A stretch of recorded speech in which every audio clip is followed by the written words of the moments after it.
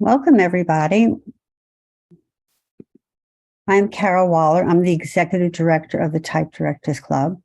We're very happy to have everyone here today. This is our second judges panel for TDC69. It's our type design judges, and we have 3 of the 8 here with us. And also to be our moderator today is Kimya Gandhi, who is the co-chair of the competition, TDC69, and is an advisory board member as well. This year, TDC69 is divided into 3 sections: typography, lettering, and type design. The final deadline is March 3rd, so remember to enter your work. And this way it'll be in our travel exhibits and in our annual book, The World's Best Typography, number 44. So actually, March 3rd and 4th is also Typewriters Culture Conference, Cha-Cha-Chi, all Latin American type designers. And that will be, it's being co-chaired by Sol Matas and Laura Schofield. So now I'd like to welcome you all, and Kimya, take it on. Thank you, Carol. Hello, everyone. I'm very excited to speak to our judges on the type design competition this year. And so we will be doing a brief introduction of all the judges, and then they have made a little showcase of their work, and then we will get into the questions. So welcome, everyone. And to start with Kateryna. She's an independent brand designer and art director from Ukraine with more than 8 years of experience. She specializes in branding, type design, and different kinds of typographic projects. As a type designer, she says that she prefers to explore and rethink Ukrainian type design heritage in the modern context. And I definitely second her idea that she says that if a project or business makes the world a little bit more conscious or attractive, we should do it. And I agree with that. So, hello, Kateryna. Then we have, then we have Naïma, who is a type and graphic designer from France, currently based in London, UK. Besides creating amazing typefaces, she also leads type design and digital lettering workshops, and is particularly interested in opening up the discipline to novice audiences. I personally love her work in the Arabic script, and her typeface La Contraste, I'm not sure if I say that right, is a trilingual typeface and is available on future fonts. And I'm hoping she's going to show some of that in her showcase. And next we have Parimal from India, where also currently I am. Yay! Parimal is a type designer based in India. His interests revolve around multi-script typeface design, identity, and art. He has collaborated and published fonts with foundries like Typotech and Indian Type Foundry. And after completing his master's from ANRT, he is now in New Delhi and continues teaching in various design schools across the country. And as a Devanagari type designer myself, I really love Parimal's work. And although it doesn't say in his introduction, I want to mention that Parimal does some very lovely calligraphy as well. Hello to all our panelists. And I guess we can get into the showcase that you have prepared. So, and then we can get into the questions without me rambling anymore. So maybe should we start with Kateryna? Yeah. Do you want to start with her? Thank you, Kimya. Yeah. Thank you for having me today here. I'm a little bit nervous. You can see it, but it's okay. So now I will show you some of my works. And I will tell you about myself. I hope now you see my screen. So my name is Kateryna Korolevtseva. I'm a brand designer and art director from Ukraine. And as I call myself, I'm an occasional type designer because I create typefaces when I have free time. Unfortunately, I have not a lot of free time. Yeah, one of my projects is Mr. Font. It's typeface with reverse contrast, which is dedicated to my hometown of Slavoutich in Ukraine. It's the youngest city of Ukraine, which was born after the Chernobyl explosion in 1986. And this city has amazing modernist architecture, and I wanted to create such a love letter to my hometown. I wanted to share my love to my hometown by creating this typeface, and you can see some photos of Slavoutich. It's very green, it's very nice. There is like a hospital in our city, and it's very green, and it has a lot of beige colors. That's why I decided to use these colors for my type presentation when I created it. Yeah, and I was inspired by the diacritical mark on the museum sign. You can see it here. Yeah, it's unusual, round, and that's why my typeface has a lot of round details in other glyphs. And I was inspired by these buildings. Yeah, these are early sketches. I usually don't show them, but I want to show them so you can see that I'm quite bad in drawing and I'm quite bad in sketching, but I think it's not a problem. Yeah, so this is how it looks like. The second project that I would like to show is Kreis. Kreis means circle in German, and it's a modular typeface, which is like easy to create, but it was a lot of fun with creating these letters. I used just 3 models to create this typeface, and it was inspired by the old school CD disc shape. Yeah, there is extended Latin, Cyrillic letters, etc. And yeah, it looks nice in headings. It's display typeface. And for example, this slide says there is nothing more scary than unlimited power in the hands of the limited person. It's a quote by Ukrainian poet. Yeah, and I love to explore Ukrainian type design heritage, and I find a lot of inspiration there, and I think it's quite important even now. So here you can see some works of Mikhailo Dmitrenko. It's Ukrainian graphic artist. These works were created in 50s. And I'm a big fan of works of Ukrainian graphic artists of the past century. So I was inspired, for example, by these letters to create a header for Alphabet's blog and to write a small article about Ukrainian type design heritage, how I use it to find inspiration. These are also works of Mikhailo Dmitrenko. And I was inspired by these works to create this bespoke logo for the Green Theater. Green Theater is a legendary open-air theater in Odessa in the south of Ukraine. And it has a great history.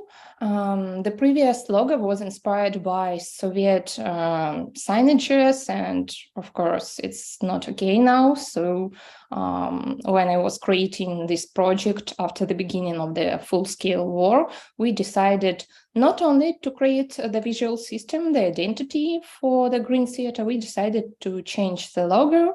And my favorite detail here is this ligature between the last 2 letters.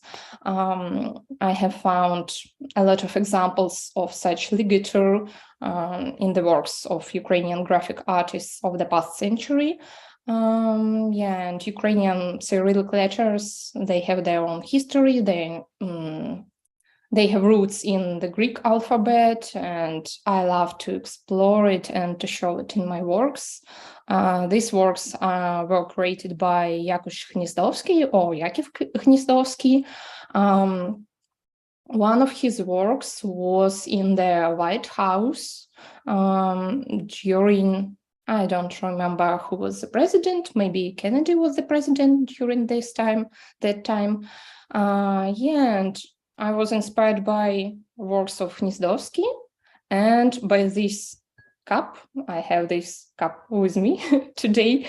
When I have bought this cup, I thought, oh my God, it reminds me about Hnizdowski. And then I thought about his works, and during that time, I was working on the poster for the exhibition. So that's why I created a poster with my typeface, with some changed glyphs from another typeface, and it's not a direct inspiration, but I like how it looks like.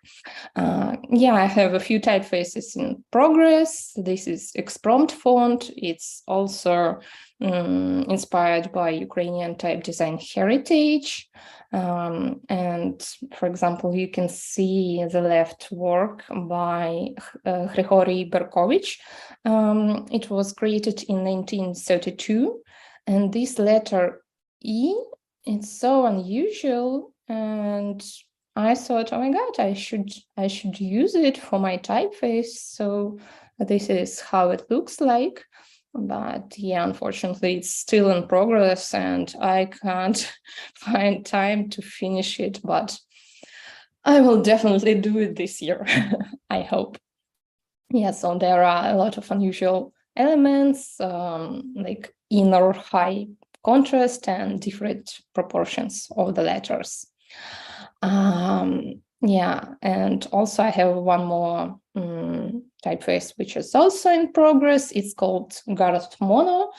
It has a lot of ideas in the naming, but maybe it will take a lot of time to talk about idea of the naming of this typeface, because I like to find interesting names for typefaces. It's a monospaced typeface, and it was inspired from the letters of this book. This book was created by Petro Holodny, and it says "Soldiers of my Legion." I created such letters, and you can see that letter E here is also very unusual.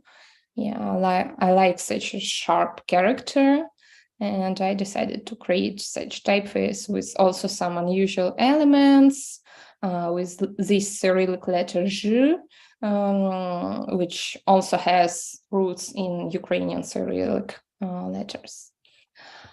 And I used Garth Mono to create posters after the full-scale war in support of Ukraine. I created a lot of posters because it helped me not to be scared and just to do something. And then I came to Germany to have an art residency. And on the Independence Day of Ukraine in August, I created 2 posters and like a small installation using this typeface. And one of my last projects is Ukrainian Letters Temporary Museum. It was created in Weimar, the city of Bauhaus. And it was the smallest letter museum of Ukrainian letters, because it's just an exhibition window on the street. And I decided to show my honor to Ukrainian graphic artists of the past century, and to collect their works together, and to show to different people, like not to designers, to everyone, that letters, and they are not only like a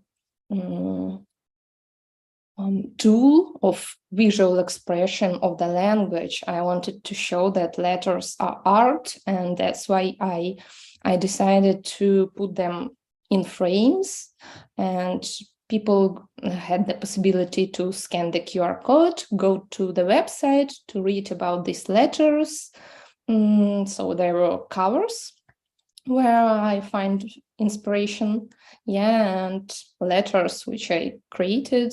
This is work of one of my favorite Ukrainian graphic artists, Robert Lisovsky, and this book cover was created in London in '54. This is work by Vasil Krychevsky. This is also a book cover about Ukrainian art. It was created in 1926. And this is work by Georgy Narbut. He is like a father of Ukrainian alphabet. And this is header of the newspaper, which was created in Kiev in 1920. Yeah, so I think now it's quite important to share my knowledge and my love to Ukrainian culture, because I think that type design is a big part of the culture, and it's quite important to show that Ukraine has its own identity, its own roots in Cyrillic letters, and to show that our culture is quite powerful, interesting, different, and important. Yeah, so maybe that's all. You can visit my website if you want, or we can follow each other on Instagram. Yeah. Oh, thank you. Great. That's all. Thank you. That was wonderful. I did post her article in the chat, so if somebody wants to go read it on the Alphabets blog, you can go read that there. And Naïma, do you want to take over? Yes, thank you. Thank you, Kateryna. I will.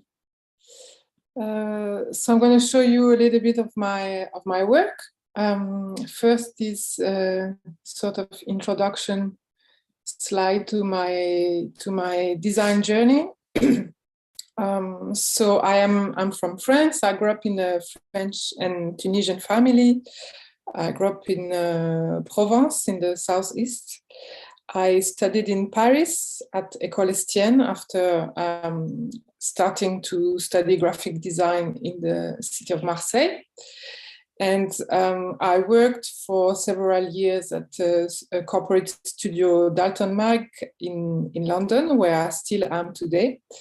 And I started my independent practice in 2019. And I now work independently in both type and graphic design. And I work with and in between the Arabic and the Latin script. And I also do a lot of workshops. I love to work with different audiences, not necessarily design students, but I love to run workshops outside of the design school, basically. So when I was working at Dalton Mag, I really learned to be a professional type designer. Although I had studied type design, it was not in like a type design only focus. It was a mix of graphic design and also calligraphy, silk screen, lot of different workshops, etc. So Dalton Mag was my first experience as really like full-on type designer. I was hired as a junior there. And during my years at Dalton Mag, I got to design several Arabic fonts in the context of multi-script custom typefaces, but also retail. I also worked on Latin. The slab in the middle is a typeface called Mococo that I designed and released with Dalton Mag. And then other kind of project I was working on was also creating the Arabic equivalent of a Latin logo, for example, or simply logo refinements, already existing logo. And so it's sort of parallel to my Dalton Mag years. In 2015, I was invited to take part in a project called Typographic Matchmaking, curated by Huda Abifares from the Khat Foundation. And the project was about bringing type designers together in Morocco to design multi-script typefaces covering Arabic, Tifina, which is the script for the Amazigh languages, and also Latin, sort of looking at more like Andalusia, south of Spain, letter heritage. And I was teamed with Redouane Chetouan, and together we were working in a team of two on this family of three scripts. And our idea was to really try to find a way to bring them together, looking at their specific parameters. And we were in one of the study trips that was in Andalusia, very inspired by some lettering and signs that we saw in the streets that were sort of like telling a story about exchange of letter form parameters, so Arabic letters with a vertical contrast, and then Latin letters that seemed to us very inspired by the Arabic writing system. And we wanted to create a family sort of based on this idea that like friends would swap clothes, we would have three styles. One style that would be the skeleton, the thin weight, inspired by the very monolinear shapes of the Tifina script. Then a style with the horizontal contrast coming from the Arabic, and then the vertical contrast coming from the Latin. And we defined this skeleton together, and then Redouane worked on the vertical contrast and I worked on the horizontal contrast. And it was also an interesting way to sort of divide the work, and like we do a lot of back and forth in this process. This is La Contrast horizontal, which is now released with future fonts. So it's not the full family, it's just this one style for now. La Contrast means contrast, as you can guess, but in French, contrast is a masculine word. So there is a play on word on making it feminine, because from between Arabic and French, who are both like very gendered languages, the gender of things is not necessarily the same from one language to the other, and there is a lot of mistakes when you go from one language to the other, and like misgendering things. So it was this idea of like, yeah, exchange again between languages. And recently I was in Marrakesh to do a workshop at ESAV school, and I saw the typeface news in the school area. So on the right is the poster designed by Studio Akakir, who is based in Marseille, Algerian designer. And on the left is a poster at the school for the school communication, and in the middle is ESAV school. I wanted to stay in my selection of projects in North Africa. Basically, this is another. So I worked with the Tifina script twice. The first time with Redouane during typographic matchmaking, and the second time was more recent, and it was for ABC Dynamo, who wanted to have a favorite Tifina. And I got to work on this design in collaboration with Maha Mouidine, who's a Moroccan graphic designer, and Fouad Lahbib, who is a teacher, researcher, very knowledgeable on the Tifina script. It's not released yet, but hopefully this year. It's been completed for a little while now. And this is also a project related to North Africa. When I first work on typographic matchmaking and started to work with the Maghrebi style for Arabic letter forms, I was really interested in sort of this idea of expressing a local identity through letter form, and because also there is not a lot of Maghrebi typefaces, but there is a very strong calligraphic heritage in the region. I really wanted to do more of these Maghrebi inspired typefaces. So this is a project I'm working on at the moment with a collaborator on the Latin. And it's a sort of very simplified Maghrebi inspired, somewhere in between the Maghrebi and the Nasr, to keep the letters quite recognizable. The T-shirt is a T-shirt that was commissioned to design to celebrate women football during the Euro last summer.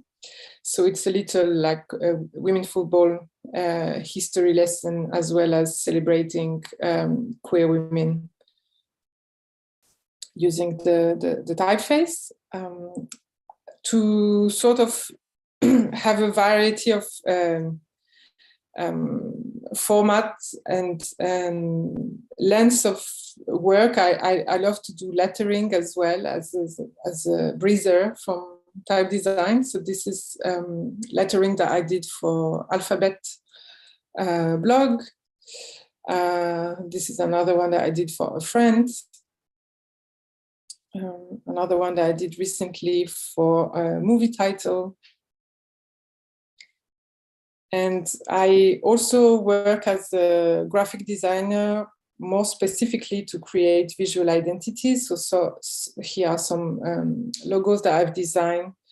E2E8 on the right is a record label based in London. At the top is Maria Sideri, Greek artist who uses dance and movement a lot in her practice. So the logo uses the Latin and the Greek initial letters. And ET at the bottom left is emerging between E and T plus the column for Egle Trezzi, who's a photographer, but many other things. So the column is here to sort of indicate this multiplicity of practices that she has. And another important part of my practice is to run workshops. I either focus on Latin or on Arabic, but I also love to find ways to bridge both together. So this was a workshop at Chaumont, the graphic design center in France, called Make Letters Speak. And the idea of the workshop, which was only 3 days, was to create Latin lettering of an Arabic word, and using a word that would sort of bridge the French language or other European languages and Arabic. So Sarah and Hugo actually worked in a team of 2, so they did both script together, and their word was coming from a song. And Ava, who is Iranian Swedish, created a lettering from a word that she was using a lot as a kid, which is the word séchoir, which is used in Farsi, but it's also a French word which means hair dryer. And she was applying to this word Swedish grammar because as a kid she was sort of like navigating these two languages and finding her own logic around that. And so I'm really interested in these kind of things that happens in languages and like how we can bring this sort of fluidity of the language into letter forms. Recently in 2022, I collaborated with Raja Kapelian through platform called School of Commons, and we came together to discuss the question of accessibility to Arabic type design knowledge.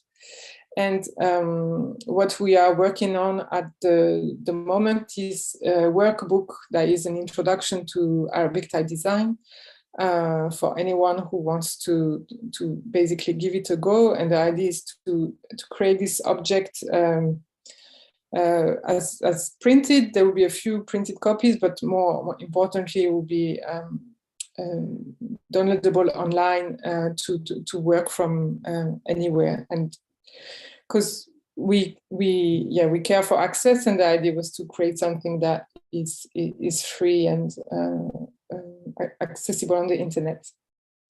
So that's a little bit of my practice. Thank you for listening. Thank you so much. That was amazing. Thank you. All right. Yeah, so also I see there are some questions, but I think we'll take them at the end when we have other questions as well. So Parimal, do you want to go next? Yeah, sure. Thanks for having me, Kimya, and thanks for organizing this. Thanks for showing your work, Naïma and Kateryna. It was quite lovely and quite inspiring. Yeah, today I'm just gonna share some of my selected projects. I'll be sharing 3 projects very quickly. They are more of how my process is, the way I've kind of prepared the presentation. 2 of them are quite close to me and which are also published, and 3rd project is a bit unpublished yet. Yeah. Can you see my screen? Yeah. Okay. Yeah, so I'll start with Lava Devanagari. I designed this typeface during 2018 and it was published in 2019. So it's a Devanagari companion of editorial typeface by Typotech. It's the regular weights are workhorse and kind of highly legible for running text, and the bold weights are sort of very displays where there's a very high contrast.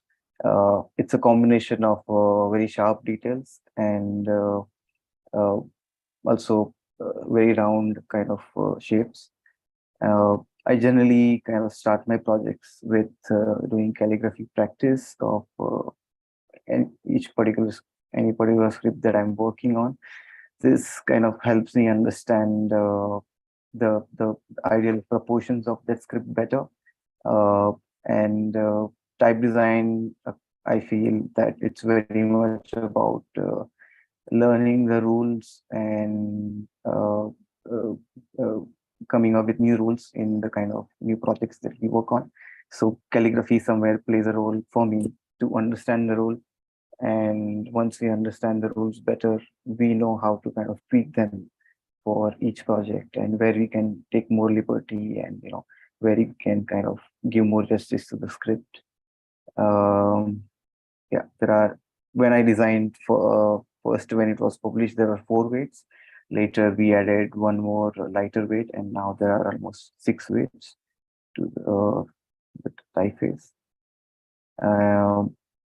Here I'm kind of showing the color match of both the script. Devanagari is a script which has a top line, what we call Shirorekha.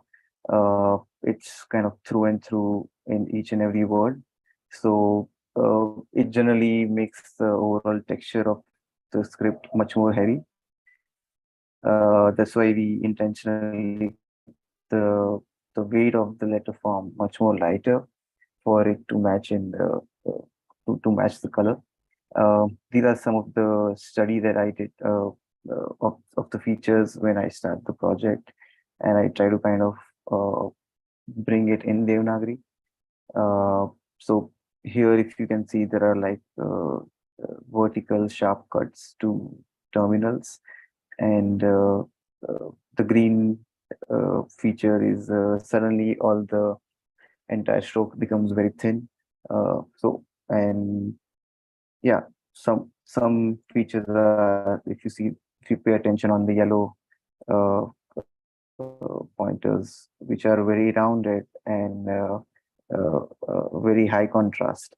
So it quickly gets very thick and suddenly gets very thin. So I try to bring some of those details in Devanagari. Not only visual details, I also realized um, I could also take, this was the project I felt I could take a lot of liberty in terms of just also modifying few structure of the letter forms to make it look slightly modern.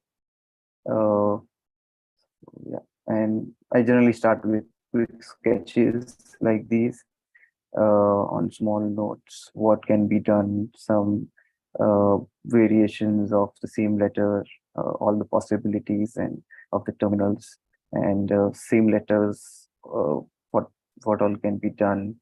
Uh, and yeah, there's just some big mock-ups, how it would look. So this weight is very heavy for Devanagari, and I felt it could work very well for currency notes. So it basically says Reserve Bank of India. And yeah, the second project that I'm sharing today is Devanagari Companion of Ping Latin. This is not published yet. So here, Ping is a very interesting typeface, I felt, which has influence of geometric. It's a blend. It's a very nice, interesting blend of geometric and which also has the hand gestures, uh, like what we can notice here in A and B. So here I felt this was a project where I can take some liberty and try to come up with few kind of features that are not very, that are not kind of, the choice of those features would be quite ambitious for a text typeface, but I thought of taking a chance. And like here, what you can notice, the loops that are there in these two letters. Generally, we would keep it without loops. And again, this project is something where I felt the most extreme weights, which is light, which is hairline and black, are very displaced. And the regular weight is generally for text. And again, the kind of features that I tried to borrow from Latin to Devanagari.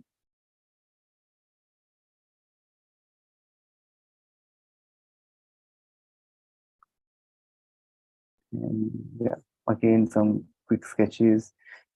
So this is where I borrowed the loop for this particular letter form, raw.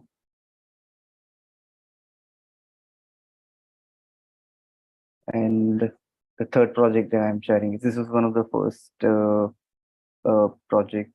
This is for Gujarati script. It's a Gujarati companion of ITF Devanagari typeface, which is one of my all-time favorite typeface.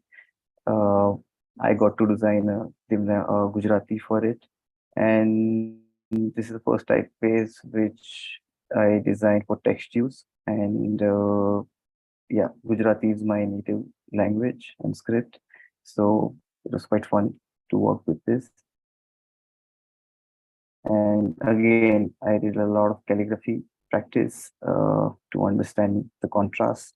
I always find forms based on calligraphy much more challenging in compared to kind of monolinear letter forms, because the way the pen angle works, the way the thick and thin kind of transition happens, to get that correct is it requires much more time and patience, of course. So this is the matching the color with Devanagari. So Gujarati doesn't have a top line. So again, like how Latin is generally heavier than Devanagari, and the same way Gujarati is slightly heavier. And even the height of Gujarati is generally kept slightly smaller than Devanagari. And how try to borrow some visual grammar and apply it. Both the scripts are very similar. A lot of letter forms are, if we just remove the top line, they become sort of Gujarati. And so again, the process is never like linear. At one hand, we would be drawing something very neat drawing before I start digitizing letters on the glyph, and at the same time there are drawings which are we quickly go back to drawing board while we are drawing on the glyphs. This is some details of some of my favorite letter forms. This is on the left side, it's U, and on the right side, it's E. Just quick mock-ups for newspapers. And this is one of the fun exercise I did. It was a very quick project for Google Fonts. So at one hand, I really like working on text typefaces, but at the same time, I like exploring these kind of display fonts, which are like solving a puzzle. And so I designed these Gujarati and Latin companion while my time at ITF for Google Fonts. So this is a layered typeface where there is outline and filled version. So kind of we can keep them on top of each other and also use. And yeah, it has this vertical contrast, and it works very well with Gujarati script. Yeah, these are the kind of proportions we try to keep for Gujarati. Unlike Latin, there is no X height and cap height or descender. So Gujarati, we try to keep the height of Gujarati, we try to keep somewhere in between. If we follow X height, it will look pretty small. And if we go with cap height or descender, it will appear very large. So we try to settle somewhere in between. And yeah, just quick sketches. This project was more like solving a puzzle. And while I practice type and graphic design, I also have interest in teaching. So since 2017, I've been going to a few colleges and schools in India to take identity and type design related courses, mainly form-based courses, which is what I am interested in. And this is some work from DJ Academy of Design, the students from DJ Academy of Design. The logo on top was a hypothetical exercise for a group of fishermen in the city called Kochi in southern part of India. The logo in the middle, the top one was designed by Solayappan. Second one here is by Naina, who tried to come up with a form for Sanjay Gandhi National Park in Bombay. And she tried to integrate a very abstract S with in between two leaves. And this is the third one is for a tiffin service which was named after God of Jai Julelal. And here some work from uh, my 2 weeks of type design, letter design class at Nirma University in Ahmedabad, where they had to pick a script and match it with existing logo in Latin. So first one is Gujarati, where very cleverly the student Maitri Soni has tried to kind of put stencil in Gujarati letter form to match with the whole festival logo type that is designed by Bold Monday. And we have Led Zeppelin in Devanagari, which appears slightly light, but I think otherwise it matches pretty well. And ESPN in Devanagari. And yeah, I think that's about it.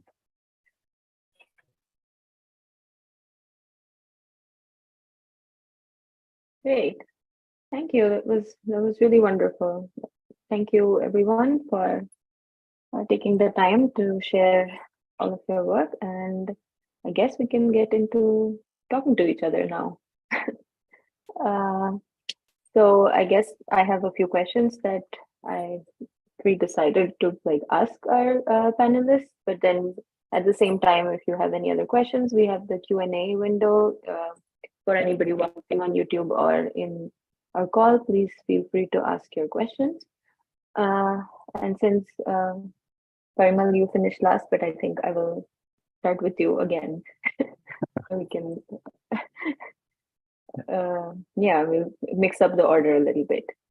So, as a fellow designer from India, I was curious about your view on the design scene in India, and particularly with type design and how it has evolved and changed over the years since your early times of practice. Yeah, I think in last decade, I have been seeing a lot of importance of regional language in mainstream graphic design.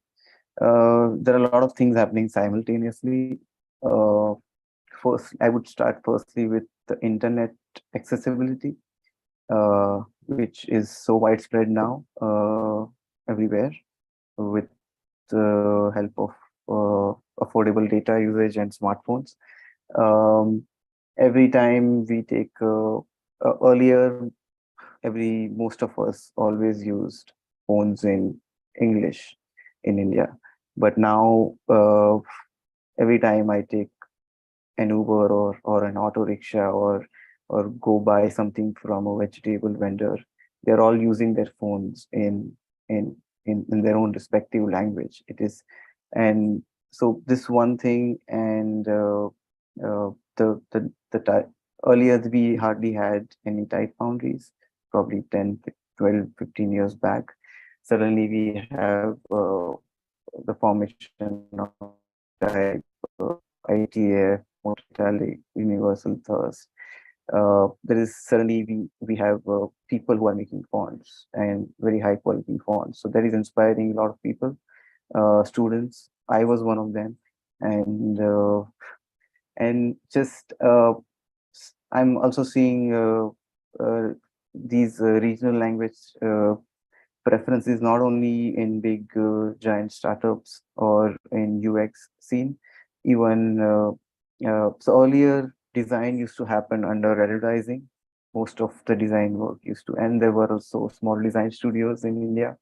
And after this UX scene, I think also small design studios are also, when I see their work, there's a lot of logos they're making now in regional scripts, collaborating with existing type designer and all.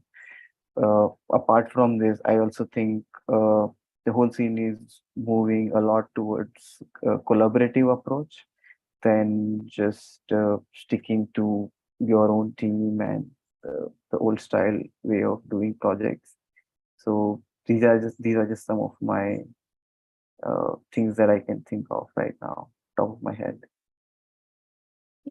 Thank you. No, that's I agree with everything you said, and yeah, I think multilingual design in India is becoming more and more mainstream, and it's exciting to see. speaking of multilingual scripts, I wanted to ask Naïma about your interest in the Tifinagh script, and if you would tell our audiences more about designing this trilingual system and how, just a little bit more about the script, if you will. Yeah, sure. So it's also why I showed the project I had shown, because I wanted to talk a little bit more about this. So yeah, the first time I worked on Tifinagh was during my collaboration with Redouane for the typographic matchmaking project.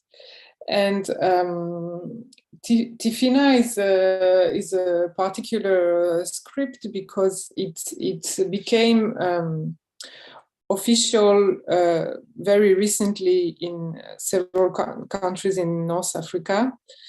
But it's very recent, and also the Amazigh people are indigenous of the region. The script was not official, so there is not.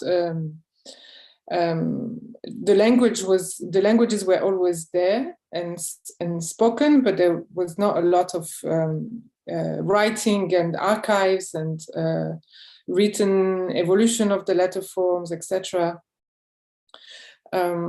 So it's and now that it's an official language, it has to be in all the communications. And of course, typefaces are needed for that. And when I worked with Redouane, our approach was like, also because it was a non-commercial project, there was a lot of room to play. And I have to say that because we had this sort of skeleton established together,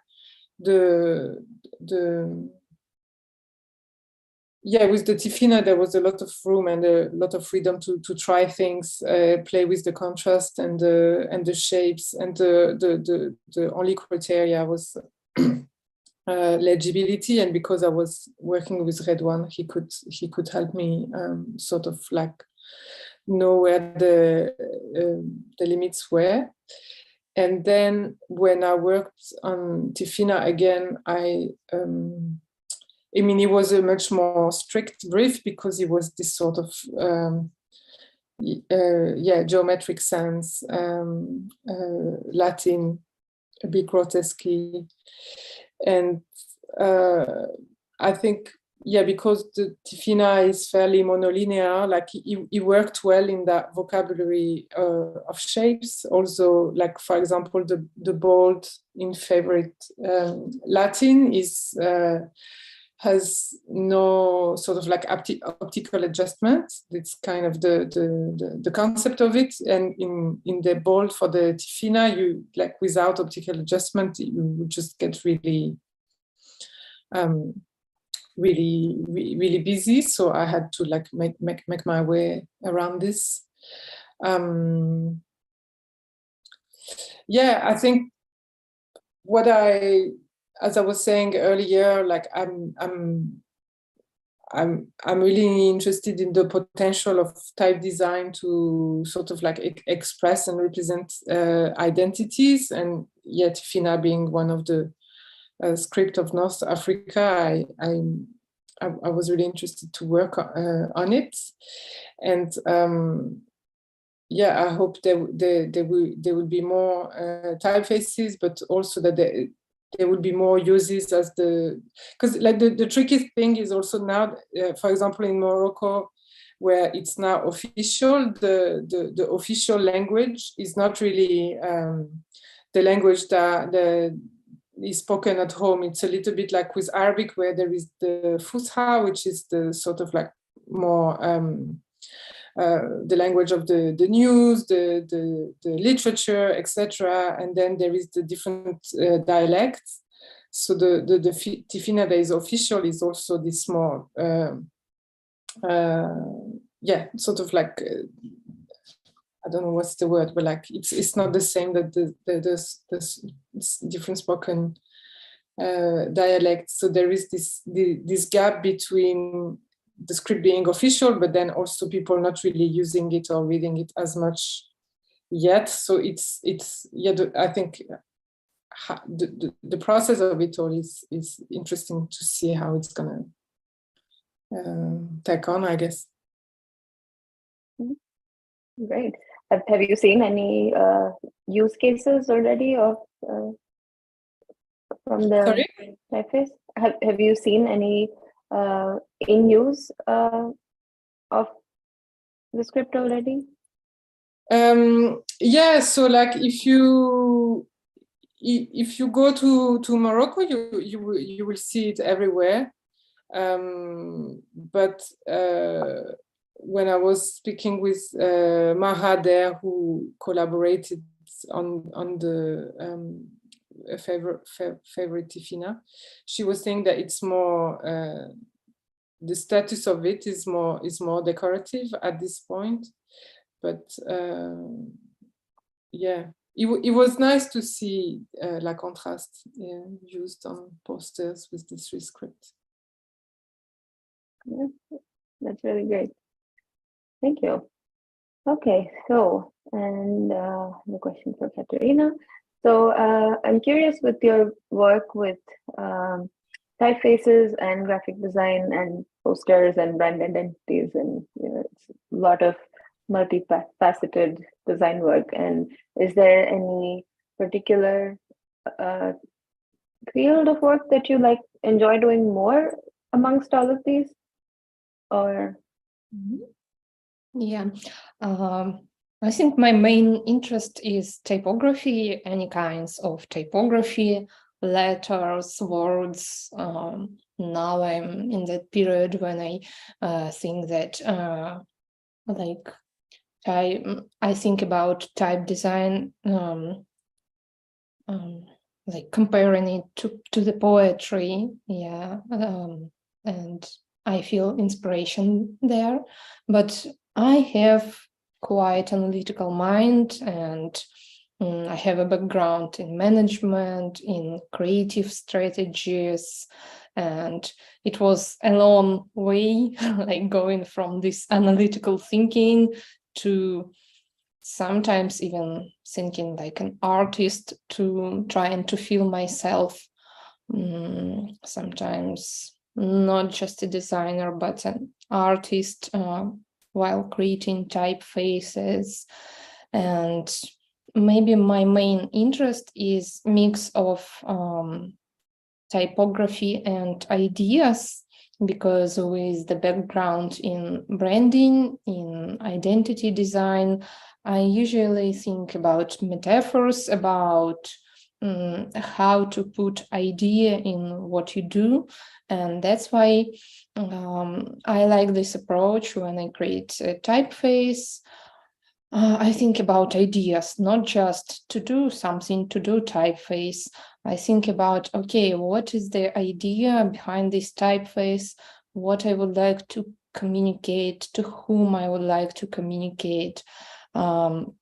I think the first influence is like analytical mind and background in creative strategies and identities, and like when you mix ideas. And the second influence, it was one moment when I was working, I just started working on Mr. Font. There was no naming, nothing. It was just an idea. I want to create a typeface. That's all. And I had the possibility to meet with Natasha Jen, a partner from Pentagram. She had a lecture in Kiev, and I asked her about creating fonts and her advice, what you can suggest me. And she was thinking, silence. And then she told me just one phrase: you need a reason. And that's all. And I was like, that's all. But this phrase had a big influence on me, because I started to think, okay, what reason I need? Why do I need this reason? why I want to create this typeface, and then I have found this mission to tell about my city, to bring tourism to Slavutic, to show the beauty of my city, its unusual architecture. So yeah, like the short answer is mix of ideas and letters, all kinds of letters. Yeah, that's good advice. Find the reason, I guess. And continuing on that thought, I think, do you have a project of yours that you particularly enjoyed or working on, or making a mix of all of this? And what about it was it what made you learn from or enjoy this project? Yeah, maybe one of my last projects that I showed, Ukrainian Letters Museum. It was a big pleasure to work on this project because I had this idea and I wanted to show to just people going on the street, to show them that letters are art, they are different, they are interesting, and to share Ukrainian culture. So when you have a mission, and yeah, it was an exhibition. So when you have a mission, a message, you feel yourself like an artist, and it's an unusual feeling for me to feel like an artist while working on letters, but I love it, and I want to save this feeling to create some more other projects, because yeah, when you have mission, idea, and you want to communicate something important, it makes sense. Yeah, we enjoyed looking at the project as well. It's really great. Parimal, would you did mention that you enjoyed working on ITF Gujarati, and so should I presume that that's something that you was memorable to you, or is there any other project that you thought was something that you really enjoyed working on? Or Yeah, definitely. I think the ITF Devanagari was ITF Gujarati was probably that project that kind of changed everything for me, like how I look at typeface or how I look at form in general. It really trained me, I would say. Also, working with talented colleagues who constantly were helping me. But I think most apart from that, if I have to mention something, something that would be special for me so far is Lava Devanagari, which happened after I quit my job and I was working independently. And a lot of learning that helped that I had in Gujarati. And every project, when it comes to type design, I feel every project, there should be something where some element or something which is about pushing the boundaries, especially in our country where things had just started, and there are very few typefaces. So when I got this project, that was my, even now, not only this project, but every project I did since then was, I always try to have this thing that do something unusual, try to have something that is unexpected, some element of surprise in somewhere, which is not pushing it too much, but also taking some liberty, because that's how I feel we can bring something relatively fresh. So that's what I could do for in Lava Devanagari. And yeah, I think so. I probably that would be that project. yeah, great. And Naima, what like, I think Parimal was explaining that pushing boundaries or something like this is what he gets looks forward to in designing typefaces? What is there a particular project, and what about drawing typefaces is something that you look forward to? I think in terms more of like process and starting point. I mean, I've been talking a lot about this project already, but the La Contraste, when it was definitely, this project was a turning point for me, because it was also really like starting from really looking at manuscripts or at lettering in any street signs that we could appreciate and things like that, and really like being inspired by things that are quite far from type as a starting point, and also push weird ideas, like the vertical contrast for the Arabic, which was Redouane idea. Like I would have never thought about this, but then having this as element of the family, and how do you make it work with everything. So this was quite a key project in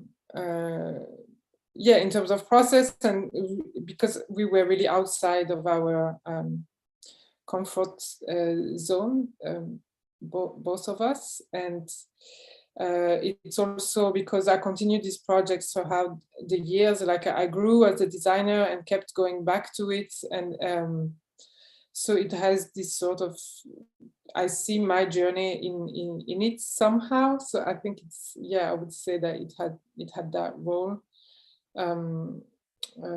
for me, for sure. Then when the project that I get commissioned to do, they often can have a very similar brief, but not always. And when it's not the case, on the project that I like auto commissioned, I try to do work in my own term, but also try to go toward things that are not there yet, or there is not much of, and which is a challenge, but it's it's a good challenge. I like when things are challenging. I think, I don't know, it's my relation to type design. I think it's a word that keeps coming back. That's great. I think, and with respect to somebody else's work, is there something that a project that you saw from a contemporary or somebody else that you've seen in the recent time that you were inspired and excited about, that you would like to share? Me, or? Yeah. Okay. I was thinking of Brie Arabic, designed by Azza Alameddin, who is based, it's the typeface that is inspired by the Ruka style, which is common style for writing. And I think her approach to the design of it, and how she used the script while also simplifying it and make it match with the Latin, was really like interesting take. And that's the first one that comes to mind. Yeah, thanks. Kateryna, do you have a project that you saw from somebody else that you would like to share with us? Maybe my first thought was, of course, a typeface created by the Ukrainian designer and this typeface is called Vola. I can type it in the chat for everyone. Vola means something like freedom, yeah.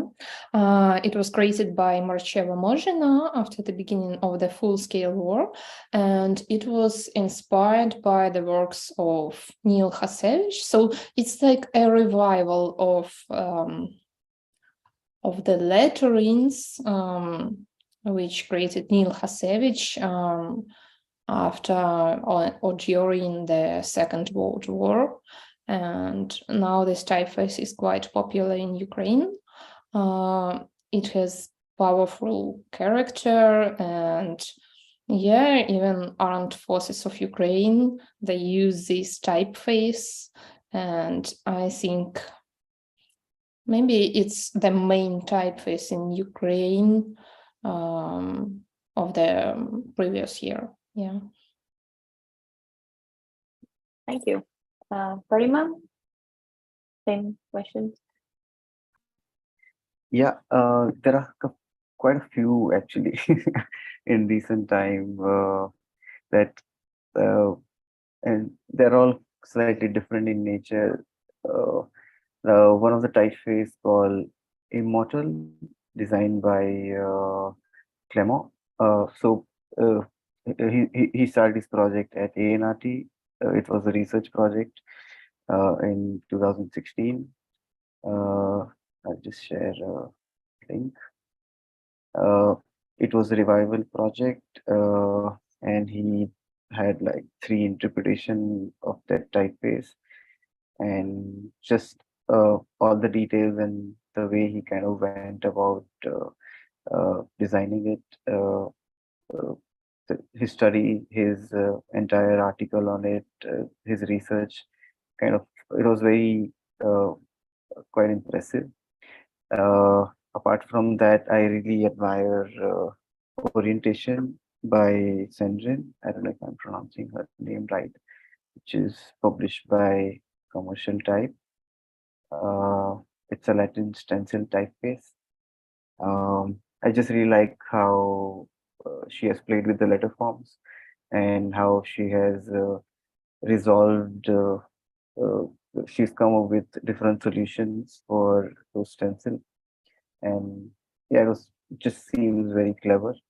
So yeah, some of these projects, and yeah, just a few months back, Typotech published this typeface called Rapida. It's designed by Michelangelo, it started as his KAPK graduation project.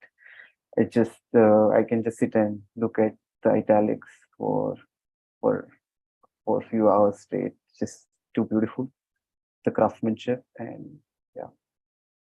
So Great. I think yeah. Yeah, I'm so lost in this conversation that I kind of lost track of time. And since we're talking about, we are here because of a competition.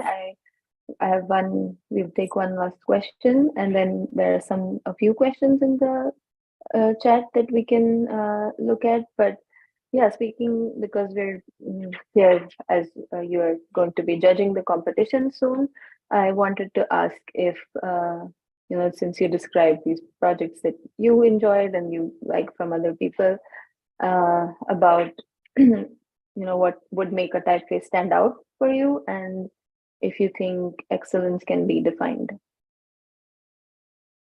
We can start with whoever wants to go first, I guess.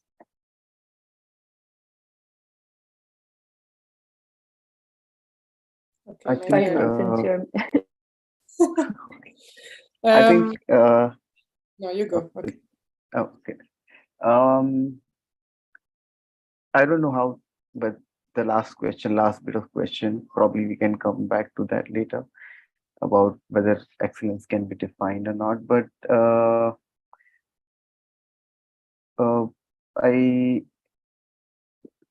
really think if there are 2 aspects that I see with design in general or creative things in general. Like first thing that is primary to me, or what is more important to me, is how that it should be relatively original. Are we trying to bring something fresh with each work, or what is it?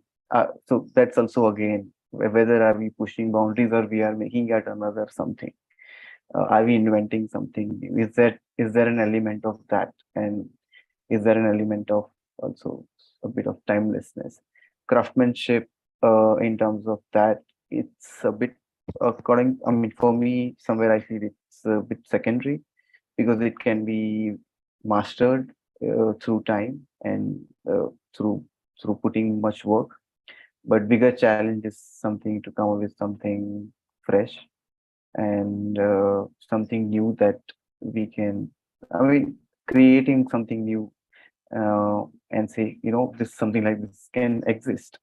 So that aspect always kind of feels like kind of, as a creator, more important to me sometimes. And yeah. Good. Yeah. Naïma, you were about. Yeah, to follow up, I would agree on the sort of like innovation aspect. I think that is quite key for me, and I would add to innovation relevance, relevance to a context and how relevant are in terms of uses, etc.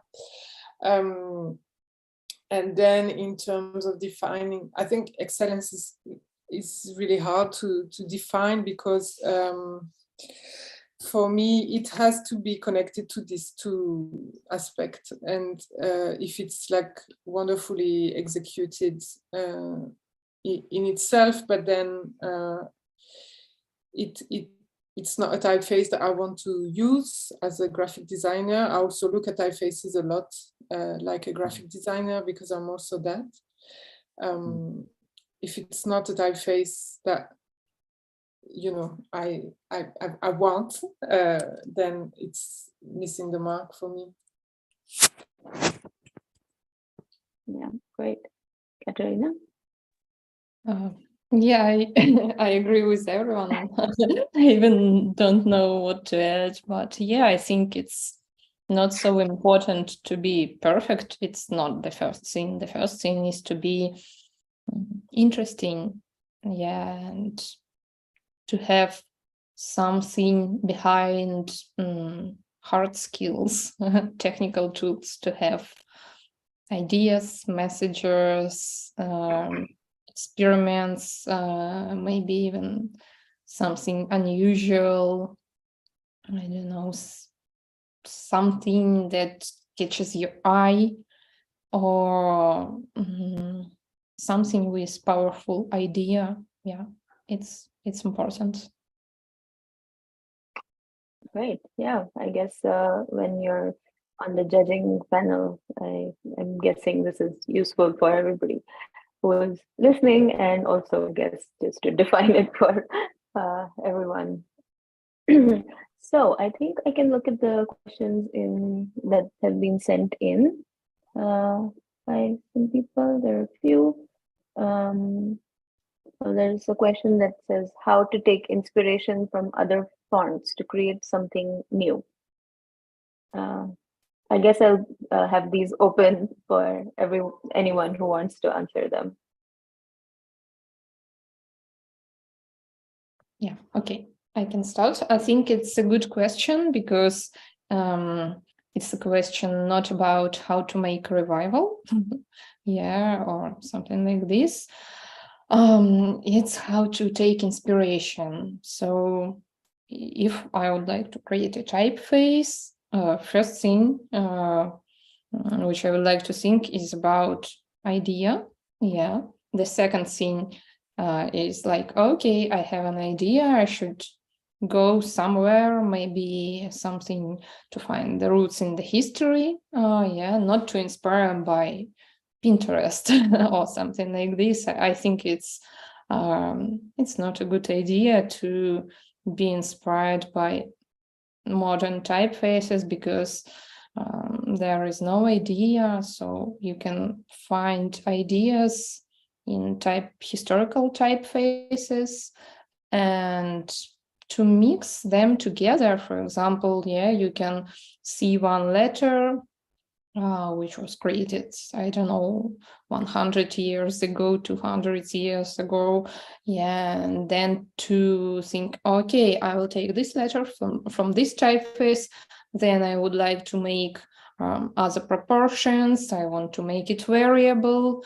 I want to mix it in some way. So it's about mixing. And I think it's also important to add your identity, to add something from yourself to this. So it will be much more interesting than just to find ideas in shapes. Does anybody else want to add anything or say anything? Yeah, I'll just add that I think it's great not to look at other fonts for inspiration, but looking at letter form on different graphic archives, lettering, stone carving, whatever. Like there are many forms of letters that are not fonts, and you can find, if I think about Arabic, but also in Latin, in Cyrillic, in all the scripts, really, if you dig for graphic archives, I think you can find a lot of treasures that would deserve even to be sort of put back on, on the visual landscape through type design, rather than looking at existing fonts and do something that is probably going to look like something else.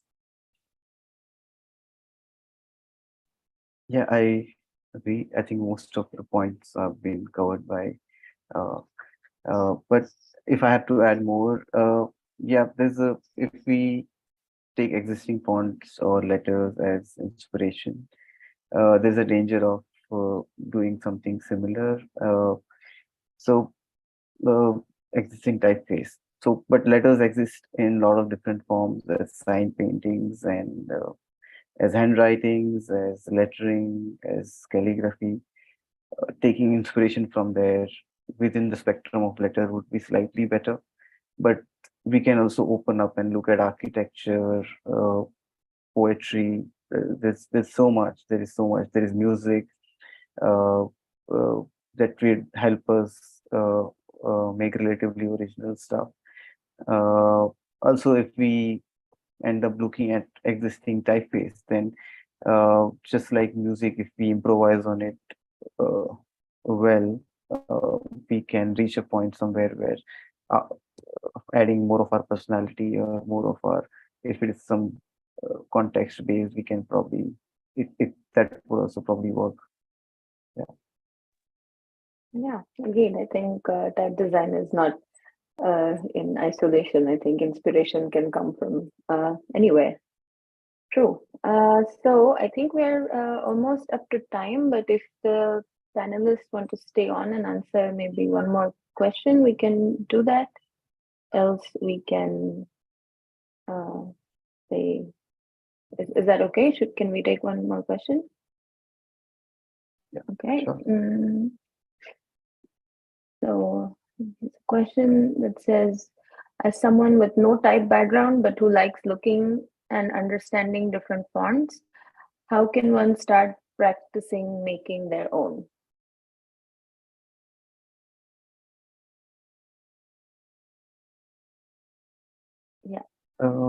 Yeah, I think a good start would be to practice writing, or according to me, practice writing or doing a little bit of calligraphy in a particular respective script that you are interested in. And when I say practicing calligraphy, I don't mean to say we have to master calligraphy. You have to just use it as a process, as a medium to understand and get more familiar with the letters, the writing flow of the letters. once we have some familiarity, we can just, instead of directly going ahead and designing an entire typeface, we can just pick a few words and explore different ideas. Not every idea make it to a typeface. Not everything probably has a potential. So good start would be to try out different ideas, pick different words, then try to, if something seems promising, then try to make a sentence out of it. That's how probably the idea can evolve.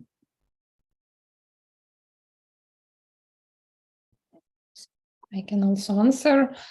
I forgot to tell you, maybe, I forgot to tell you that I'm not a typical designer for a lot of other countries, maybe, because I don't have any bachelor or master degree in graphic design, in type design, anything. I have a bachelor degree in management, in antitrust activity management. So yeah. And then after working as a manager with royalties, licensing, contracts, etc., I decided to learn graphic design, to change my profession and everything.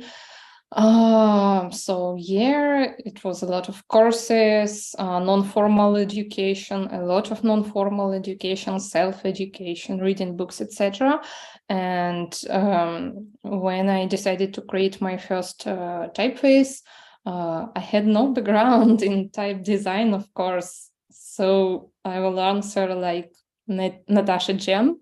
First, you need a reason, and then it's just practice and practice. I created my first typeface in 1.5 months, from idea to final presentation and everything, working just during nights. So I think practice, interest, and reason, and you can create a typeface. Yeah.